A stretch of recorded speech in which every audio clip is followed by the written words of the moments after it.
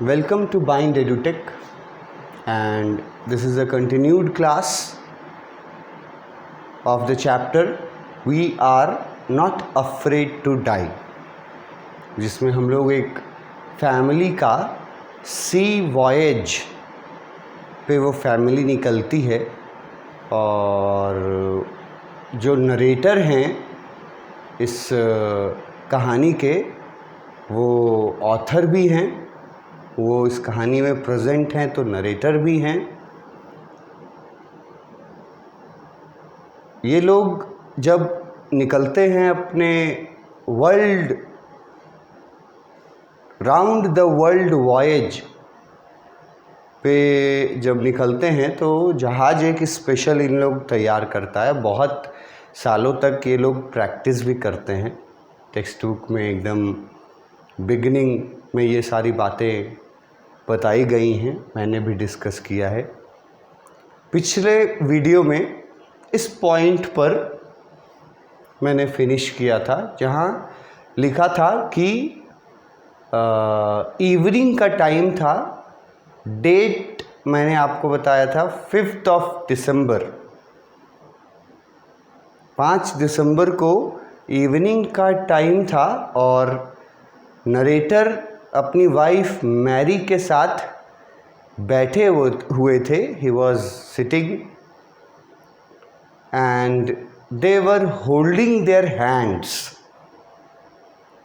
और वो लोग देख रहे थे कि जैसे जैसे जहाज़ आगे की ओर पानी में मूव कर रहा है वैसे वैसे उतना ही तेजी में समुद्र का पानी वो जहाज़ में एंटर करते जा रहा है। किधर से एंटर कर रहा था तो ब्रोकन प्लैंक वर्ड यूज़ किया था टेक्स्ट बुक में, ब्रोकन प्लैंक्स। और प्लैंक्स वर्ड का मतलब मैंने आपको बताया था जब मैं टेक्स्ट बुक पढ़ा रहा था, यहाँ पर है, आप देख सकते हो। ब्रोकन प्लैंक्स, प्लैंक्स का मतलब मैंने आपको बताया था लकड़ी का तख्ता बोल लो, हम लोग जो कॉमन भाषा में बोलते हैं। लकड़ी चिरवा करके वुड को, वो सॉ मिल जो होता है वहाँ वुड ले जाते हैं तो फिर उनको अलग अलग पटरा बनाता है, अलग अलग विड्थ का, अलग अलग लेंथ का। तो एक आसान भाषा में समझिए, लकड़ी के पटरे को या लकड़ी के तख्ते को, पटरा और तख्ता एक ही चीज़ होता है, उसी को प्लैंक बोला गया है। और ये वर्ड याद रखने हम बोले हैं, ब्रोकन प्लैंक्स। किस तरफ के प्लैंक्स ब्रोकन हुए थे, किस साइड के? Right side of the ship. और ये लोग देख रहे थे कि उस ब्रोकन प्लैंक से पानी जो है वो शिप के अंदर एंटर करता जा रहा है। जैसे जैसे उनका शिप आगे बढ़ रहा है वैसे वैसे, और लास्ट में ये देखने के बाद एक थॉट आता है दोनों हस्बैंड वाइफ के मन में, एक थिंकिंग आती है कि जो यहाँ लिखा हुआ है, we both felt the end was very near. ये लोग जान जाते हैं कि अंत जो है, अंत मतलब मुसीबत का अंत नहीं, उनके जीवन का अंत, वो अब लगभग निश्चित है। और मैंने आपको बोला था कि होल्डिंग हैंड्स, पति पत्नी एक दूसरे का हाथ पकड़े हुए थे, वो रिप्रेजेंट करता है कि मुश्किल समय में कैसे साथ दिया जाता है। Togetherness, unity between family members, सब कोई अपना रोल निभा रहे थे। तो वाइफ जो है वो भी और नरेटर दोनों बैठे हुए थे और वो लोग को ये ऐसा महसूस होने लगा that very soon the ship will sink and they all, ये लिखा है वी ऑल विल डाई। अब अगर पूछेगा आपसे कि ऐसा क्यों फील हो रहा था कि वो लोग मर जाएंगे, किसको फील हो रहा था, तो वो हस्बैंड और वाइफ, नरेटर और उसकी वाइफ मैरी, क्यों फील हो रहा था, इसका जवाब आपको यहाँ है पर कॉमन सेंस से देना होगा कि वो लोग देख रहे थे कि शिप का जो टूटा हुआ हिस्सा है, the broken part of the ship, वो उधर से पानी एंटर करते जा रहा है उनके शिप में, जिसको रोक पाना उन लोगों के लिए संभव नहीं था क्योंकि डैमेज बहुत ज़्यादा था। सब लकड़ी का जो पूरा वो पटरा से जो शिप तैयार होता है ना, वो सारे टूट गए थे एक साइड, राइट साइड में। तो they felt as if this was their ending, they all will die, ऐसा सोच रहे थे दोनों अपने मन में।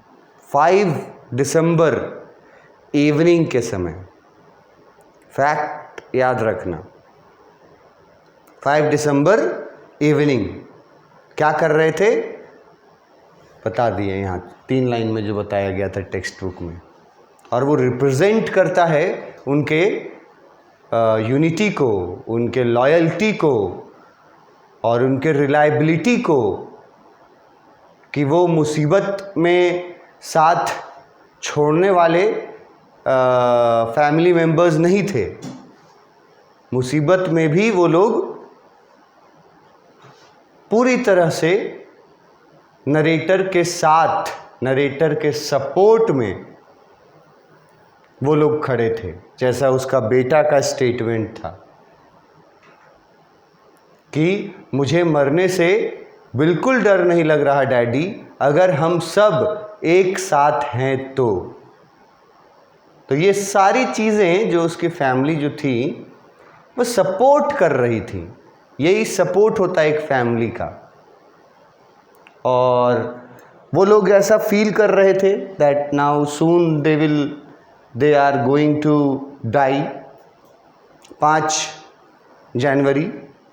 अब हम लोग को ये पैराग्राफ हम लोग पढ़ लिए, ये 3 लाइन का जो था। अब देखो डेट फिर बदला, नेक्स्ट डे आया 6 जनवरी, ठीक है। 6 जनवरी डेट चेंज हुआ। अब 6 जनवरी को क्या हुआ, क्या उन्होंने जैसा उम्मीद किया था कि उनका जहाज में पानी जिस तरह से भर रहा है वो लोग मर जाएंगे, there is no possibility to get any relief from anything, no possibility, ये सब तो मतलब वो लोग अपने मन में सोच लिए थे, वो हस्बैंड वाइफ। लेकिन बच्चों का भी दिल रखना ज़रूरी था। तो आप समझ सकते हैं कि वो बच्चों को इस बात में शामिल नहीं करते हैं, मतलब बच्चों के सामने कभी ऐसा उन्होंने नहीं बोला है। 1-2 बार जब पूछा भी गया है सन के द्वारा कि क्या डैडी हम लोग सब कोई मरने वाले हैं, तो उस समय भी उसके डैडी जानते थे रियलिटी की बहुत मुश्किल है बचना, लेकिन उन्होंने ऐसा बोला तो नहीं अपने बेटे को। उन्होंने अपने बेटे को कहा कि नहीं, कुछ नहीं होगा, nothing will happen to us and we will move out of this difficult situation, ये अपने बेटे को उन्होंने बोला था। तो वो पॉजिटिविटी अपने बच्चों के अंदर, वो नेगेटिव चीज़ें नहीं डालना चाहते थे, पर अपने मन में कहीं ना कहीं अंदर ही अंदर दोनों हस्बैंड वाइफ को ये रियलाइज़ हो चुका था कि अब उनका शिप जल्दी ही डूबेगा और वो सब उसके साथ मर जाएंगे। उसके बाद 5 तारीख का रात गुजर गया। अब आया 6 जनवरी। अब 6 जनवरी जो है वो इनके लिए मतलब अच्छा दिन समझा जाएगा। जैसे इसके पहले भी डिस्कस हो चुका है इसी चैप्टर में कि 4 जनवरी जो था, 4 जनवरी, उस दिन इन लोगों को रिलीफ मिला था, भले थोड़े देर के लिए मिला हो, बट दे गॉट रिलीव्ड 4 जनवरी को। उसका 2 रीज़न लिखा हुआ था बुक में। एक कि उन्होंने शिप में मौजूद जो भरा हुआ पानी था उसको पंप आउट करने में मतलब ऑलमोस्ट वो सक्सेसफुल हो गए थे और अब सिर्फ फ्यू सेंटीमीटर्स पानी शिप के अंदर था। तो वो एक पॉजिटिव साइन था 4 तारीख के मॉर्निंग को। और एक और पॉजिटिव साइन 4 तारीख के मॉर्निंग को ही हुआ था, जब यहाँ पे आपको मैं दिखाना चाहूँगा वो पैराग्राफ। ये देखो 4 जनवरी, ठीक है, 36 घंटे के लगातार पंपिंग के बाद वो लोग पानी के लेवल पर, शिप के अंदर जो वाटर लेवल है उसको वो लोग कंट्रोल कर लिए थे। ये तो पहली अच्छी बात हुई। और दूसरी बात हुई कि उस दिन 4 तारीख को 2 दिन बाद, after 2 days, they were having their first meal। ये दूसरा अच्छा चीज़ हुआ था 4 जनवरी को, राहत वाला चीज़, कि 2 दिन के बाद उनको एक मतलब खाना, भोजन जिसको बोला जाता है, मील वर्ड वो लोग यूज़ कर रहे हैं 2 दिन के बाद। तो this was also good circumstances for them 4 तारीख। लेकिन वो ज़्यादा समय तक रहा नहीं था वो अच्छा टाइम। और 4 बजे शाम को ही, 4 तारीख के 4 बजे शाम से ही फिर से इनका जो संघर्ष था वो शुरू हो गया। अब 5 तारीख तक फिर संघर्ष किए। अब 6 जनवरी को बोल रहे हैं कि ये लोग तो अपना हिम्मत मतलब हार चुके थे, जैसे ये लाइन में लिखा हुआ है क्लियरली, वी बोथ, कौन कौन, नरेटर और वाइफ मैरी, फेल्ट, मतलब इनको ऐसा महसूस हुआ that the end was very near, कि इनका अंत अब बिल्कुल, अंत मतलब लाइफ का अंत। तो ये तो हार मान चुके थे, ये लाइन दर्शाता है। पर कहानी अभी बाकी है। ये लोग मरने वाले इतने आसानी से नहीं हैं। 6 जनवरी का दिन एक बार फिर से उनके लिए थोड़ा रिलीफ वाला दिन होता है। उनके एक्सपेक्टेशन के ऑपोजिट वो लोग क्या उम्मीद कर रहे थे कि अब पानी जहाज में भर जाएगा, जहाज के साथ हम लोग सब डूब के मर जाएंगे, ये एक्सपेक्ट कर रहे थे। लेकिन 6 जनवरी को उनके एक्सपेक्टेशन के उल्टा हुआ, मतलब कि वो लोग मरे नहीं या उनका शिप डूबा नहीं। क्या हुआ, फर्स्ट सेंटेंस में बताया गया, but wave walker road out of the storm. अब ये वेव वॉकर क्या है, ये इस समय चैप्टर में अगर आपको नहीं पता है तो इसके आगे पढ़ने से अच्छा है इसके पीछे से पढ़ना शुरू कीजिए। वेव वॉकर क्या है, ये सवाल तो नहीं आना चाहिए मन में। Road out the storm. अब स्टॉर्म का मतलब होता है आंधी तूफान, जो समुद्री तूफान आया हुआ था। और यहाँ रोड वर्ड जो यूज किया है RODE, एक वर्ड होता है स्पेलिंग जो सेम प्रोनाउंसिएशन करते हैं रोड, ROAD, जिसका मतलब होता है रोड, रास्ता। यहां है राइड वर्ड वाला रोड। राइड मतलब समझते हैं ना, किसी चीज की सवारी करना, उसको राइडिंग बोलते हैं। हॉर्स राइडिंग होता है। तो उस राइड से यहां रोड बना करके लिखा है। उनका जहाज उस स्टॉर्म का सामना करके 5 जनवरी का पूरा रात बीता, और वो लोग तो हिम्मत हार चुके थे, पर सुबह 6 तारीख की सुबह को वो लोग देखते हैं, पाते हैं कि वो लोग अभी तक जिंदा हैं और जहाज अभी डूबा नहीं है, बल्कि जहाज जो है वो आंधी तूफान से बाहर निकल चुका है। ये राइड आउट वर्ड का मतलब है बाहर निकल चुका है, मतलब आंधी तूफान का सामना करके वो उसको पार कर चुका है। इनका वेव वॉकर, ये इनको सुबह सुबह 6 जनवरी यहाँ लिखा है, बाय द मॉर्निंग ऑफ 6 जनवरी, 5 जनवरी को के रात को जब हस्बैंड वाइफ दोनों बैठे हुए थे एक जगह, they were holding their hands, तो उस समय they were almost disappointed, they almost surrendered. आसानी से नहीं सरेंडर किया था, नरेटर ने बहुत कोशिश किया था, जितना एबिलिटी में था उतना ही न कर सकता था। तो वो लोग तो समझ गए थे कि मतलब आज की रात 5 जनवरी की रात जो है, उनको उम्मीद नहीं था कि अगली सुबह वो देख पाएंगे। मगर